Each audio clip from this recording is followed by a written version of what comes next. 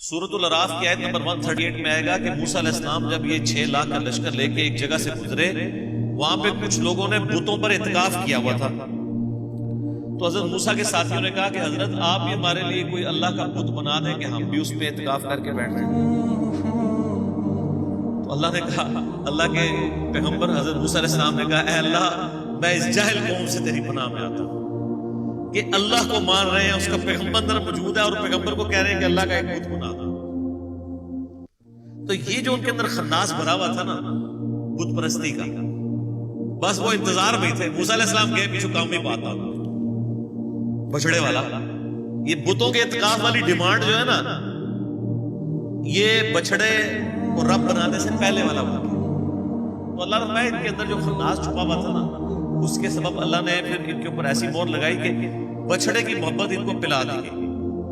اب یہ محبت بچڑے کی اتنی آسانی سے تو نہیں نکلتی، اس لیے آپ کو یاد ہوگا ہم نے پچھلی کلاسوں میں جو گائے والا واقعہ کور کیا ہے. اللہ نے گائے کیوں ذبح کروائی تاکہ ان کے دل سے اس کی عظمت نکلے. اور وہ کروائی بھی گولڈن کلر کی، کیونکہ انہوں نے بچڑا سونے کو پگھلا کے گولڈن کلر کا بنایا تھا.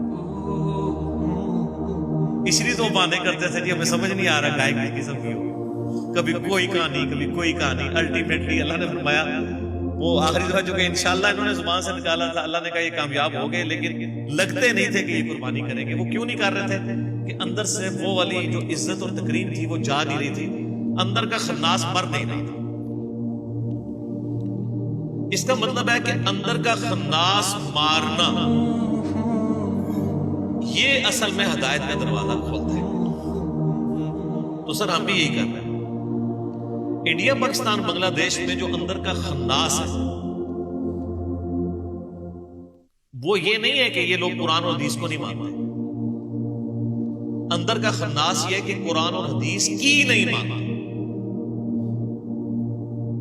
کو تو بڑا آسان ہے، قرآن کو مان رہے ہیں، ماشاءاللہ خوشبوؤں میں لپیٹ رہے ہیں، چوم رہے ہیں، چاٹ رہے ہیں، مرنے کے اوپر 10-10 20-20 قرآن پڑھواتے ہیں. کی نہیں مان رہے. اچھا وہ کی کیوں نہیں مان رہے؟ یہ بیماری تو ساری کہتے تھے، اس بیماری کی اصل وجہ کیا تھی؟ وہ علاج ہی نہیں کیا. جیسا کہ ہمارے عموماً ایلوپیتھک علاج کے اندر نا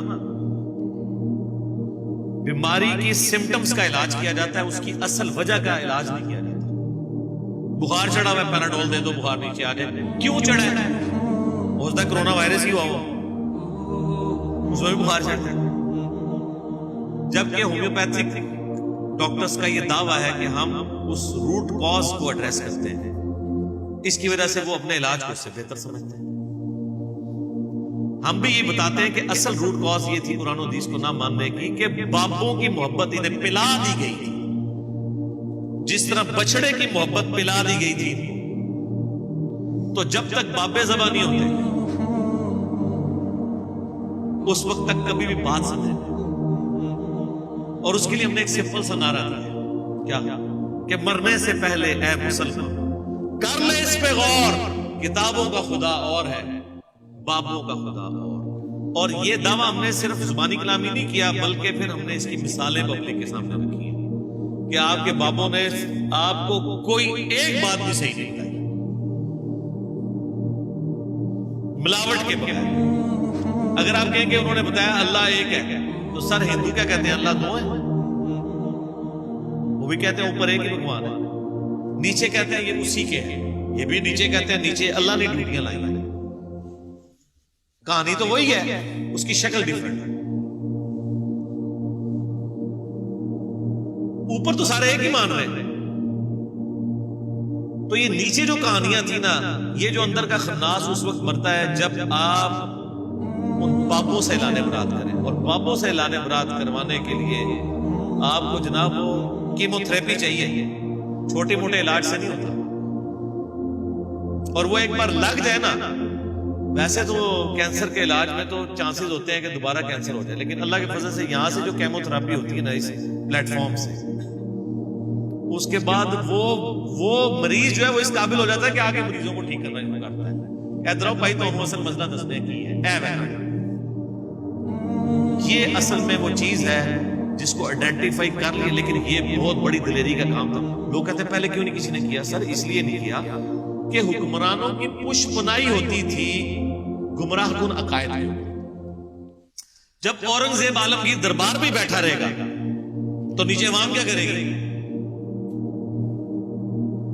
اور وہ حکمران آج والا حکمران نہیں ہے کہ آپ حکمران کو گالیاں بھی نکالیں, سوشل میڈیا کے اوپر اس کو یہودی ایجنٹ بھی لکھتے رہیں اور مودی کا یار بھی لکھتے رہیں, جو مرضی لکھتے رہیں, کوئی فرق نہیں پڑتا. اس زمانے میں یہ نہیں ہوتا تھا.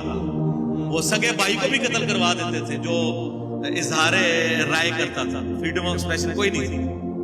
تو ایسے موقع میں آپ سمجھ سکتے ہیں کہ کوئی بندہ توحید کی آواز لے کے اٹھے تو وہ سودا بکنا شروع ہو جائے, کاٹ کے پرے پھینک دیتے تھے.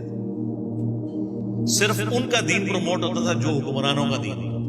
اس لیے آپ دیکھیں سلطنت عباسیہ میں جب مامون الرشید معتزلہ ہو گیا, پوری سلطنت اس کے پیچھے جو ہے وہ ظاہر ہے اس نے تلوار کی زور کے اوپر نافذ کر دیا.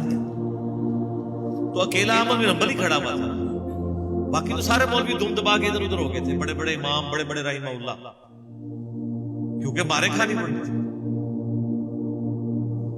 تو بہرحال کوئی رزلٹ نکل آیا. لیکن بعد میں یہ ہوا کہ یعنی اس لیول کی ایفرٹ نہیں ہوئی, اگر ہوئی بھی ہے تو وہ اکھاڑ دی. آج بھی اگر آپ دنیا سے یوٹیوب ختم کر دیں تو ہماری یہ دعوت اسی پلیٹ فارم پہ اسی جیلم شہر کے اندر دفن ہو جانی تھی. اگر آپ ایک لمحے کے لیے سوچیں کہ انٹرنیٹ نہ ہو تو لوگوں نے کہا تھا سارے لوگ یہی کرتے ہیں. اب سر آپ دنیا کی کسی مسجد میں چلے جائیں, دنیا کی کسی مسجد میں جہاں کوئی اردو سپیکنگ ہے, اور اس سے یہ پوچھے کہ یار یہ اس طرح ایک لڑکا آیا ہوا ہے, بس اتنا ہی کہنا آپ, آگے وہ آپ کو اچھا یا برا تعارف خود ہی کرا دیں گے. تو یہ کیوں ہوا ہے؟ اس میڈیا کے, اور یہ اللہ کا وعدہ ہے اپنے نبی کے ساتھ, والذی ارسل رسولہ بالہدی ودین الحق لیظہرہ علی الدین. اور یہ بشارت قرب قیامت میں پوری ہوئی ہے.